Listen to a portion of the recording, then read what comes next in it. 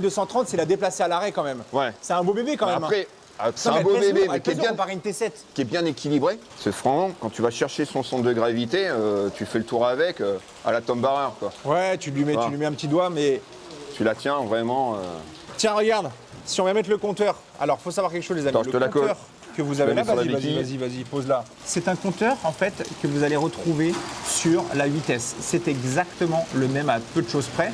Comme on est sur le modèle A2, il y a des choses que vous n'allez pas avoir, c'est-à-dire les différents modes de conduite. Vous allez pouvoir sélectionner avec le bouton mode juste ici. Donc là, là, vas-y, tu es en mode gravel, tu es en mode off, et là, tu vas avoir les modes de traction control jusqu'à 3. Tu roules souvent 1, toi? Tout le temps. Et le mode gravel, lui, ce traction control, il va gérer quoi? Le mode gravel, en fait, il va gérer juste la puissance. Tu es en bas régime, et il va pas te faire caler la moto. Il va y aller tranquillement. Il va vraiment, c'est une aide. C'est une assistance vraiment à la montée. D'accord. Et sur ton ABS?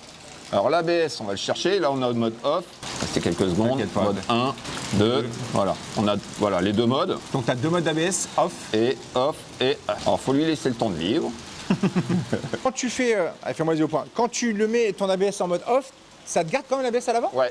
Ah ouais? Pourquoi ils n'ont pas tout désactivé En fait, en off-road, tu vas être tout le temps sur les freins arrière. Oui, Ce qui fait que quand tu as besoin de bloquer ta roue, si ton ABS se déclenche, il va faire non, je te bloque pas. Et là, ta moto continue à rouler et là, tu pars à la catastrophe.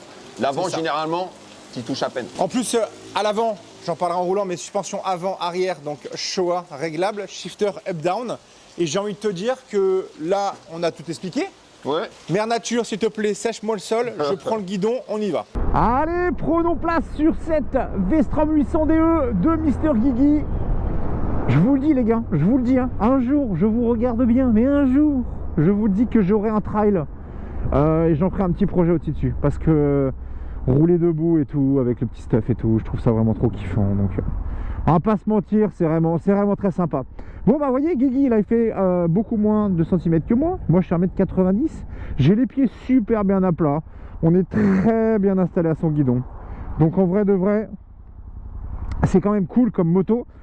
Pour vous donner les bails avant pour l'accélération, on n'est pas sur la version full, on est sur la version A2, donc 47,5 de base, c'est 84 chevaux, 80 Nm. Pas de mode de conduite, je suis en traction control 1, ABS 1. Donc on va aller voir ensemble ce que ça donne. Un petit peu l'accélération. Suffisant. Et il y a quelque chose que je trouve incroyable par contre. Attendez, je fais une petite descente de shifter. Ok.